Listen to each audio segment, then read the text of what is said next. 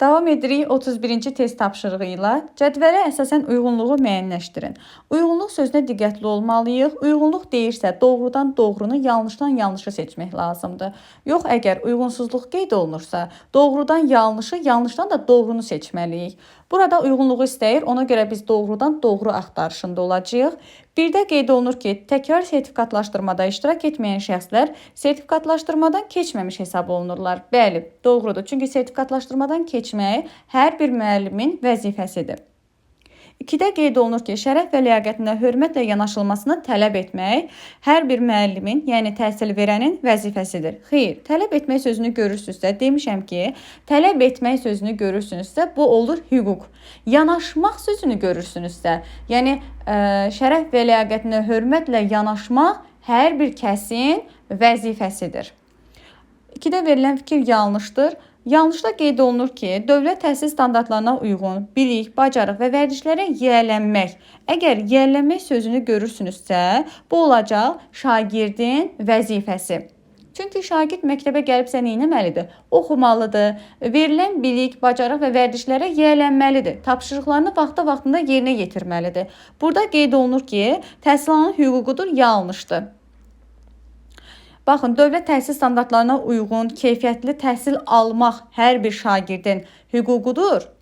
Çünki təhsil almaq hər kəsin hüququdur. Hər bir şagirdin hüququdur təhsil almaq. Ancaq vərdişlərə yiyələnmək, keyfiyyətli vərdişlərə, yəni keyfiyyətli təhsilə yiyələnmək, bilik, bacarıq, vərdişlərə yiyələnmək, bu isə olur təhsil alanın vəzifəsi. 2-də verilən fikir, yəni 3-də verilən fikir yanlışdır. 4-də qeyd olunur ki, əyani və sərbəst təhsil alma forması ibtidai təhsilin səviyyəsində təşkil oluna bilər. Bəli, doğrudur, təşkil oluna bilər. Cavab olacaq 1 və 3, E variantı. Yəni burada doğrudan doğrunu, yanlışdan da yanlışı seçdik. 32-ci test tapşırığına baxırıq. Təhsil sahəsində valideynlərin hüquqlarına daxildir.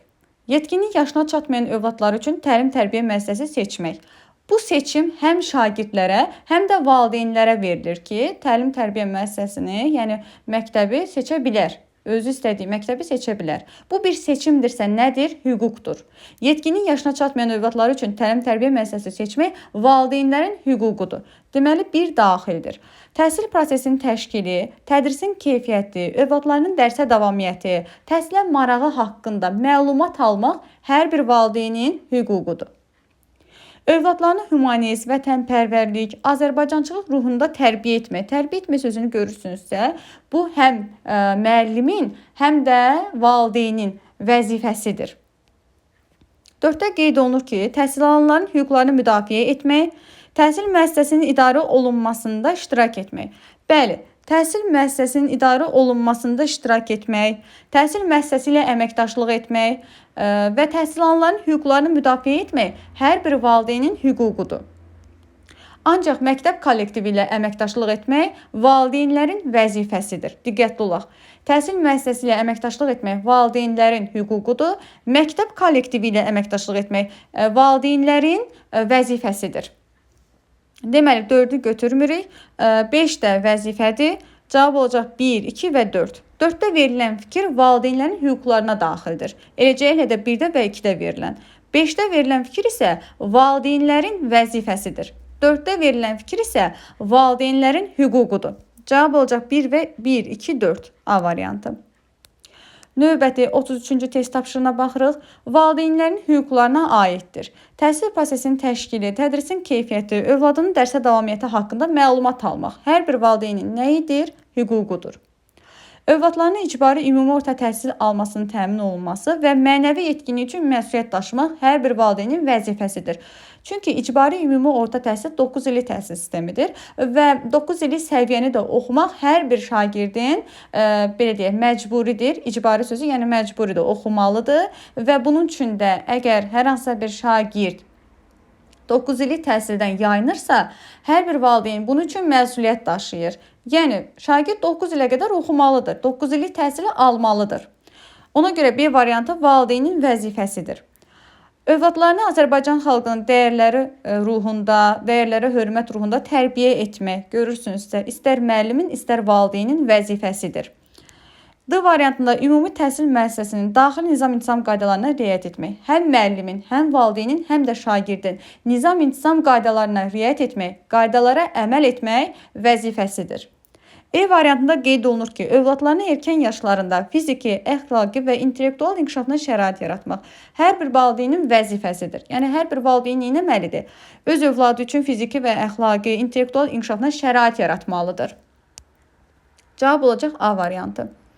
34-də sərbəst təhsil və qeyri-formal təhsil. Sərbəst təhsil nə idi?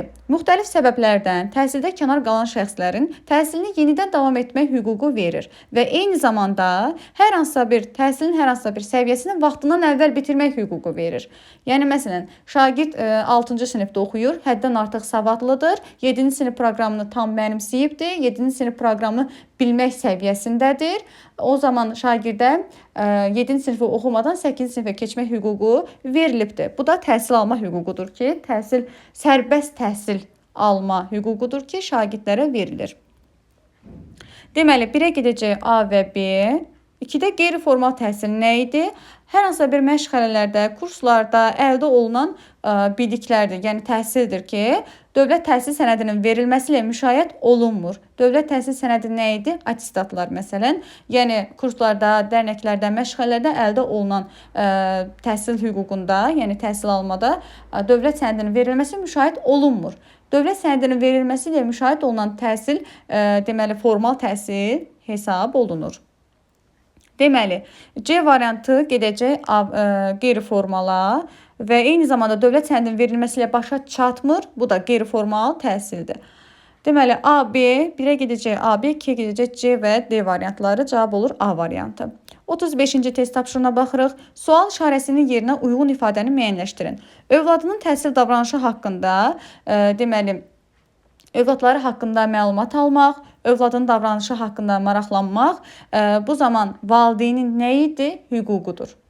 Övladları üçün təhsil müəssisəsini seçmək, bu da valideynin hüququdur. Təhsil müəssisəsi ilə əməkdaşlıq etmək, təhsil müəssisəsini görürsünüzsə, bu olacaq hüquq. Məktəb kollektivi sözünü görürsünüzsə, bu olacaq vəzifə. Valideynlərin nə idi bunlar? Valideynlərin hüquqlarıdır. B variantı. 36. Aşağıdakılardan hansı müasir kurikulumun prinsiplərindən deyil? İnklüzivlik müasir kurikulum prinsiplərindən deyil. İnklüzivlik hardadır? Pedaqoji prinsipdə, yəni pedaqoji prinsipin tələblərindədir. Tələb yönümlülük, integrativlik, şəxsiyyət yönümlülük, nəticə yönümlülük, şagird yönümlülük bunlar müasir kurikulumun prinsiplərinə daxildir. 37. Uyğunluğu müəyyən edin. Təhsil alanların hüququ, təhsil verənlərin hüququ. Həyat və sağlamlıq üçün təhlükəsiz şəraitdə, mənəvi psixoloji cəhətdən sağlam pedaqoji mühitdə dövlət təhsil standartlarına uyğun keyfiyyətli təhsil almaq hər bir şagirdin hüququdur. 1-ə gedəcək A variantı. Təhsil müəssisəsini, tədrisin dilini, xarici dili, tam orta təhsil səviyyəsində, təhsilin təmayülünü, tədris olunan dərsdənkənar məşğələləri sərbəst seçmək. Sərbəst sözü varsa nədir? Hüquqdur. Deməli, təhsil alanın hüququdur. Mükafatlandırılmaq və tərtib olunmaq, seçmək, seçilmək, təhsil müəssisəsində hər hansısa bir vəzifə tutmaq təhsil verənin, yəni müəllimin hüququdur. Deməli, A ilə B 1-ə gedəcək, C 2-yə də gedir, C və D variantları. Cavab olur A variantı. 38. Valideynin hüquqlarına aid deyil. Övladlarını icbari ümumi orta təhsil almasının təmin olunmasında məsuliyyət daşımaq. Bu valideynin vəzifəsidir. Çünki icbari ümumi orta təhsil məcburidir və hər bir valideyn də bunun üçün məsuliyyət daşıyır. Cavab olur A variantı. Yetkinlik yaşına çatmayan övladlar üçün təlim-tərbiyə müəssisəsi seçmək. Bu seçim həm şagirdlərə verilir, həm valideynlərə verilir. Bu bir seçimdirsə nədir? Hüquqdur. Və tədrisin keyfiyyəti, övladın dərsə davamiyyəti haqqında məlumat almaq valideynin hüququdur. Təhsil alanların hüquqlarını müdafiə etmək, təhsil müəssisəsinin idarə olunmasında iştirak etmək valideynin hüquqlarına daxildir. 39-cu test tapşırığına baxırıq. Hansı fikir doğrudur? Formal təhsil dövlət təhsil sənədinin verilməsi ilə başa çatmır. Əksinə, formal təhsil dövlət sənədinin verilməsi ilə başa çatan təhsil formasıdır. Qeyri-formal təhsil isə dövlət sənədinin verilməsi ilə başa çatmayan təhsil formasıdır. A variantı yanlışdır. B variantı yanlışdır. Qeyri-formal təhsil özün təhsil yolu ilə biliklərə yiyələnmə formasıdır. Özün təhsil yolu ilə biliklərə yiyələnmə informal təhsil adlanır. C variantı yanlışdır. D variantında qeyd olunur, informal təhsil formasında ibtidai təhsil səviyyəsində rast gələ bilərik. Xeyr, informal təhsildə, ümumiyyətlə ibtidai təhsil səviyyəsində informal təhsil formasına rast gələ bilmərik. Rast gəlinmir. Formal təhsil ümumi təhsil müəssisələrində tətbiq olunan təhsil formasıdır. Bəli, yəni məktəblərdə dövlət sənədinin verilməsi ilə başa çatan təhsil formasıdır. Cavab olur E variantı. 40-cı suala baxırıq. Müasir kurikulum prinsipləri ilə bağlı uyğunsuzluğu müəyyən edin. Şagird yönümlülük nədir? Təlim-tədris prosesi zamanı şagirdlərin meyl və maraqlarını, potensial imkanlarının nəzərə alınmasıdır. Bir doğrudur. B variantında qeyd olunur. Şəxsiyyət yönümlülük şagirdlərin milli mənəvi dəyərlər formalaşdırır. Bəli, şagirdləri bir şəxsiyyət kimi yetişdirməkdir. Tələb yönümlülük şagirdin gündəlik təlim nəticələri çatması nəzərdə tutulur. Xeyr, bu nəticə yönümlülükdür. Gündəlik təlim nəticələrinə çatması, eyni zamanda əldə edəcəyi bilik və bacarıqların əvvəlcədən müəyyənləşdirilməsi bu nəticə yönümlülükdür. Tələb yönümlülük nə idi? Fərdin, dövlətin və cəmiyyətin dəyişən maraqlarının nəzərə alınmasıdır. Tələb yönümlülük. D variantında nəticə yönümlülük təhsil iştirakçılarının hansı bilik və bacarıq əldə edəcəyi əvvəlcədən müəyyənləşir. Bəli, bu nəticə yönümlülükdür. Deməli, D variantı uyğundur. C variantı uyğunsuzluğu istəyirsə bizdən, deməli C variantı bizim cavabımızdır. D variantında nəticə yönümlülük təhsil iştirakçılarının iştirakçıların hansı bilik və bacarıqlarını əldə edəcəyi əvvəlcədən müəyyənləşdirilməsidir. Doğrudur. İnteqrativlik isə əlaqələndirmə deməkdir. Fənlər və həyatla əlaqə yaradılır. Bəli, fənlər və həyatla əlaqənin yaradılması inteqrativlikdir, yəni inteqrasiya sözündən götürülübdür. Doğrudur. 41-ci test tapşırığına baxırıq. Klasteri tamamlayın. Burada da tamamlayın sözünə diqqətli olmaq lazımdır. Klasterin həm sol, həm də sağ tərəflərini diqqətli oxumaq lazımdır. Təhsil alanların vəzifələrindən biridir. Sağlam həyat tərzi keçirmək, bəli, təhsil alanların vəzifəsidir. Deməli, biz nəyi seçməliyik? Təhsil alanların vəzifəsinə daxil olanı. Etik davranış qaydalarına, pedaqoji etika. Etik davranış qaydaları kimə aiddir? Pedaqoji etika deyəndə kim nəzərdə tutulur? Təhsil verən, yəni müəllim. Bu təhsil verənə aiddir. Öz fikir və mülahizələrini sərbəst ifadə etmək. Bu isə sərbəst ifadə edə bilmək deyirsə, bu da hüquqdur. Təhsil müəssisəsinin nizamnaməsinin tələblərinə əməl etmək. Bəli, təhsil müəssisəsinin nizamnaməsinə, nizam-intizam qaydalarına əməl etmək hər bir şagirdin vəzifəsidir. Təhsil alanının vəzifəsidir. Cavab olur C variantı. Təhsil proqramının mənimsənilməsini təmin etmək. Təhsil proqramını mənimsətmək kimə aiddir? Müəllimə, yəni təhsil verənə. Şərəf və liaqətinə hörmətlə yanaşılmasını tələb etmək sözünü görürsünüzsə, bu olacaq vəzifə. Daha doğrusu hüquqdur və şərəf və liaqətinə hörmətlə yanaşmaq deməli nə olur bu? Vəzifə olur. Yanaşmaq, sadəcə yanaşmaq sözünü görürsünüzsə, bu olacaq vəzifə. Çünki hər kəs bir-birinə hörmət etmək məcburiyyətindədir. Hər kəsin hüquq və vəzifələri vardır. Və yanaşmaq sözünü deyirsə, sadəcə yanaşmaq sözünü görürsünüzsə, bu vəzifədir. Tələb etmək sözünü görürsünüzsə, bu artıq hüquqdur. 42-ci test tapşırığına baxırıq. Təhsil verənlərin vəzifələrinə aid deyil. Təhsil verənlərin vəzifəsi, yəni müəllimlərin vəzifələrinə aid deyil. Təhsil prosesinin təşkilində və idarə olunmasında iştirak etmək, təklifləri irəli sürmək, bu nədir? Təhsil verənin hüququdur. A variantı bizim cavabımızdır. Ümumi təhsil sahəsində dövlət siyasətinin həyata keçirilməsində iştirak etmək. Dövlət siyasətinin həyata keçirilməsi nə deməkdir? Məsələn, elə kurikulumda dərs keçmək buraya daxildir. Kurikulum təhsil proqramı buraya daxildir ki, hər bir müəllim həyata keçirilməsində iştirak etməlidir. Yəni, hər hansısa bir müəllim deyə bilərmi ki, mən kurikulum proqramı ilə dərsimi keçmirəm? Xeyr. Çünki bu bizim nəyimizdir? Vəzifəmizdir. Təhsil haqqında Azərbaycan Respublikasının qanunu ilə müəyyən edilmiş qaydada sertifikatlaşdırmadan keçmək hər bir müəllimin vəzifəsidir. Təhsil proqramının, yəni kurikulumun mənimsənilməsini təmin etmək, keyfiyyətli təhsil vermək hər bir müəllimin borcudur, vəzifəsidir. İxtisas artırmaq, pedaqoji, deməli, qabaqcıl pedaqoji təcrübələr keçmək, müasir interaktiv təlim metodlarından innovasiyaları öyrənmək və tətbiq etmək. Baxın, qabaqcıl pedaqoji təcrübə sözünü görürsünüzsə, ümumiyyətlə bunun mənası nədir? Yəni, hər bir müəllim öz üzərində çalışmalıdır, özünü inkişaf etdirməlidir. Daima yeniliklər axtarışında olmalıdır. Hər bir müəllimin vəzifəsidir. 42-də cavab olur A variantı. 43. Təhsil alanların hüquqlarını seçin. Yəni, şagirdlərin hüquqlarını seçməliyik. Öz məktəb yoldaşları ilə əməkdaşlıq etmək. Əməkdaşlıq sözü hardadır? Təbii ki, vəzifələrdədir. Hər bir şagirdin və müəllimin əməkdaşlıq etmək vəzifəsidir. Ümumi təhsil müəssisəsinin mövcud infrastrukturundan istifadə etmək hər bir şagirdin hüququdur ki, informatika otağından, eyni zamanda kitabxanadan və lazımi olan avadanlıqlardan istifadə etsin. Bu şagirdin hüququdur. Təhsil prosesinin təşkilində və idarə olunmasında fəal iştirak etmək, öz fikir və mülahizələrini sərbəst ifadə etmək şagirdin nə idi? Hüququdur. Və təhsil prosesinin nizamnaməsinin tələblərinə, daxili nizam-intizam qaydalarına əməl etmək hər bir şagirdin vəzifəsidir. Valideynlərlə əməkdaşlıq etmək, təhsil alanların təlim nailiyyətləri barədə valideynləri məlumatlandırmaq. Baxın, burada valideynlərlə əməkdaşlıq etmək deyirsə, bu artıq olur təhsil verənlərin vəzifəsi. Deməli, burada cavab olacaq 2 və 3 D variantı.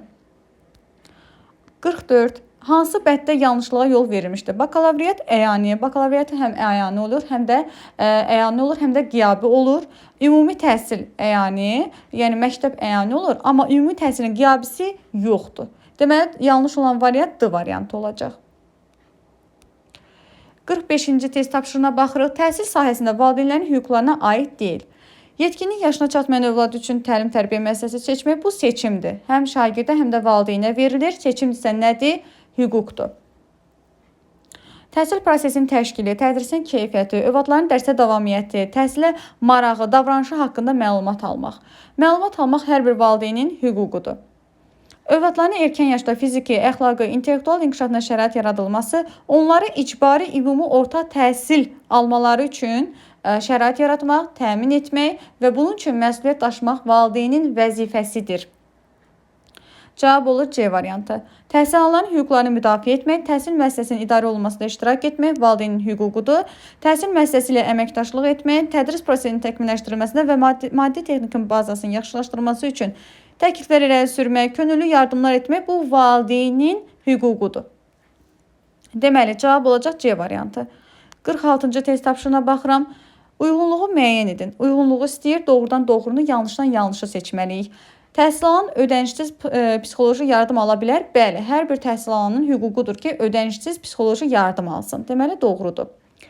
2-də qeyd olunur ki, təhsil alan təhsillə bağlı inkişaf yönümlü tədbirlərdə iştirak edə bilməz. Bu zaman təhsil alanın neyinirik? Hüququnu pozmuş oluruq biz. Çünki hər bir təhsil alanın hüququdur ki, inkişaf yönümlü tədbirlərdə, təlimlərdə iştirak etsin. 2-də verilən fikir yanlışdır. 3-də verilən fikri oxuyuram. Təhsil alanların ümumi təhsil müəssisəsinin ictimai, sosial və mədəni həyatında iştirak edə bilməz. Bu tamamilə yanlış bir fikirdir. Çünki hər bir şagirdin hüququdur ki, təhsil müəssisəsinin ictimai, sosial və mədəni həyatında iştirak etsin və biz bu zaman iştirak edə bilməz deyiriksə, o zaman biz şagirdin hüququnu pozmuş oluruq. 3-də verilən fikir yanlışdır. Təhsil alanın biliyinin yenidən qiymətləndirilməsini yenidən tələb edə bilər. Bəli, hər bir təhsil alanın hüququ var ki, biliyinin yenidən qiymətləndirilməsini tələb etsin. Bu doğrudur. Deməli, doğrudan doğrunu, yanlışdan yanlışı seçməliyik. 1-3 cavabımızdır. Cavab olur B variantı. 47. Sinifdə şagirdlər arasında konflikt yaranır. Müəllim konflikti müşahidə etsə də heç bir reaksiya vermir. Sizcə bu mühit sağlam mühit olarmı? Yəni burada bir təhlükəsiz bir mühit deyə bilərikmi buna? Xeyr. Deməli, təhlükəli bir mühit yaranıbdır və müəllim baş verənlərə heç bir reaksiya vermir. Demək ki, müəllim şagirdlərin psixoloji, fiziki zorakılıqla müdafiə etmək vəzifəsini icra etmir. Deməli, baxın burada verilən fikir, müəllim təhsil alanların təhlükəsizliyinin və sağlamlığının mühafizəsində iştirak etmək vəzifəsini yerinə yetirmir. Cavab olacaq C variantı. 48-ci test tapşırığına baxırıq. Ümumi təhsilin səviyyəsini hansı bənddə düzgün verilib? Ümumi təhsil nədir? Məktəb. Məktəb hansı səviyyədən başlayır? Birinci məktəbə hazırlıqdan, yəni 5 yaşlıdan, ibtidai təhsil, ümumi orta təhsil və tam orta təhsil. Deməli, ibtidai təhsil 1-dən 4-ə qədər, ümumi orta təhsil 5-dən 9-a qədər, tam orta təhsil 10 və 11-ci siniflər nəzərdə tutulur. A variantı bizim doğru cavabımızdır. 49-cu test tapşırığına baxıram. Yanlış bəndi müəyyən edin. İnformal təhsil təhsilin formasıdır. İnformal təhsil, bəli, təhsilin forması. Təhsilin neçə forması var? 3 forması var. Formal, informal və qeyri-formal. A variantı doğrudur. Ümumi təhsildə qiyabi təhsil alma forması da mövcuddur. Xeyr, ümumi təhsil məktəbdir. Məktəbdə qiyabi təhsil mövcud deyil.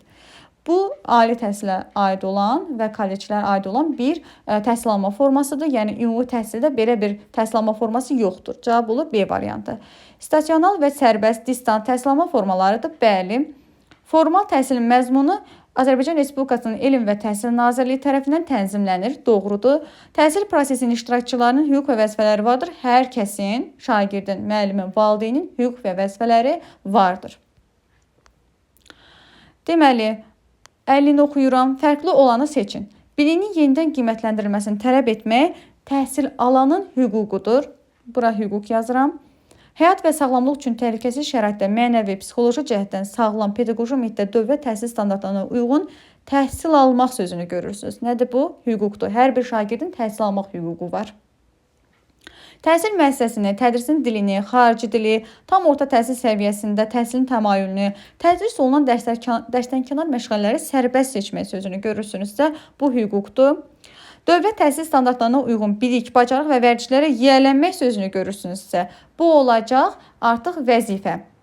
Demişəm ki, yiyələnmək sözünü görürsünüzsə vəzifədir. Təhsil almaq hüququ sözünü görürsünüzsə, bu artıq hüquqdur. Deməli, D variantı vəzifədir, fərqli olan D variantıdır. Ümumi təhsil müəssisəsində dərsliklərlə pulsuz təmin olunmaq. Bəli, pulsuz dərsliklərlə təmin olunmaq hər bir şagirdin hüququdur. 51-ci suala baxırıq. Sual işarəsinin yerinə uyğun ifadəni müəyyənləşdirin. Tədris metodik vasitələrlə təmin olunmaq, ixtisas və elmi dərəcəsini yüksəltmək, mükafatlandırılmaq və təltif olunmaq hər bir müəllimin hüququdur. Deməli, təhsil verənin hüququ A variantı. İxtisas elmi dərəcəsini yüksəltmək müəllimin hüququdur, amma ixtisasını artırmaq, pedaqoji təcrübələrə yiyələnmək, innovativ yeniliklərlə təmin olunmaq, yəni məşğul olmaq, bu olur müəllimin artıq deməli vəzifəsi. Yəni elmi dərəcə sözünü görürsünüzsə, bilin ki, bu təhsil verənin hüququdur. Deməli, 52-ci suala baxırıq. Fərqli olanı seçin. Təhsil müəssisəsinin dilini, xarici dili, tam orta təhsil səviyyəsinin təhsilin təmayülünü, tədris olunan dərsdənkənar məşğələləri sərbəst seçmək. Sərbəst seçmək nədir? Hüquqdur və bu şagirdin hüququdur.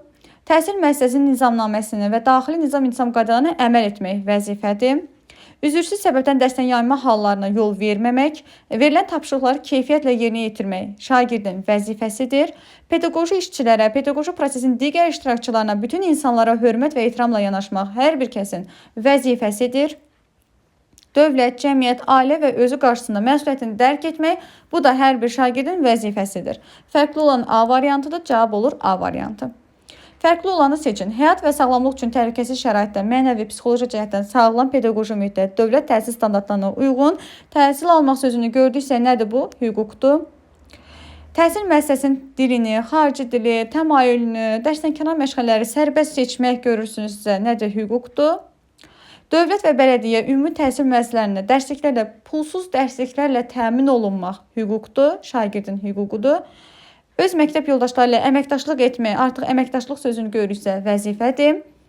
Bilinin yenidən qiymətləndirilməsini tələb etmək, bu da hüquqdur. Cavab olur D variantı, yəni vəzifəsidir. Biri fərqlidir. Qiyabi, distant, əyani, eksternat, yəni sərbəst. Bunlar təhsil alma formalarıdır. Formal isə təhsilin formalarıdır. Cavab olur C variantı. 55. Kurikulumla bağlı verilənlərdən hansı yanlışdır? Təhsil proqramı tərtib edilərkən diqqət edilməli məqamlardan biri şagirdlərin fərdi ehtiyaclarının nəzərə alınmasıdır. Bəli, yəni şagird yönümlülük prinsipi var kurikulumun. A variantı doğrudur. Təhsil proqramı dövrün tələbinə uyğun baş verən yenilikləri məzmuna daxil etməlidir. Bu tələb yönümlülükdür.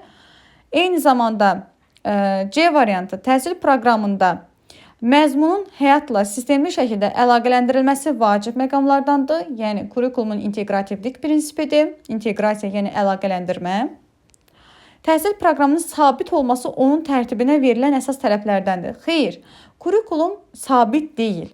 Kurikulum proqramı sərbəst və çevik olmalıdır. Aydın, düzgün, dəqiq olmalıdır. Və yəni, sabit olması dəyişməyən deməkdir. Ancaq kurikulum, təhsil proqramı hər zaman dəyişən, hər zaman yenilənən. Fikir verirsinizmi? Kurikulum kitabı hər dəfə, yəni hər il yenilənir, hər il dəyişir, təkmilləşir, hər il yeniliklər əlavə olunur. Çünki kurikulum dəyişkən olmalıdır. D variantı yanlışdır. Təhsil proqramının əsas prinsipləri nəticə yönümlülükdür. Bəli, kurikulumun nəticə yönümlülük prinsipi vardır. 56-cı suala baxırıq. Formal təhsil anlayışının izahı hansı bənddə düzgün verilmişdir? Formal təhsil nədir? Dövlət sənədinin verilməsi ilə başa çatan təhsil formasıdır. Bu zaman biz A variantını götürmüş oluruq. Dövlət təhsil sənədinin verilməsi ilə başa çatan təhsil forması hansıdır? Formal təhsildir.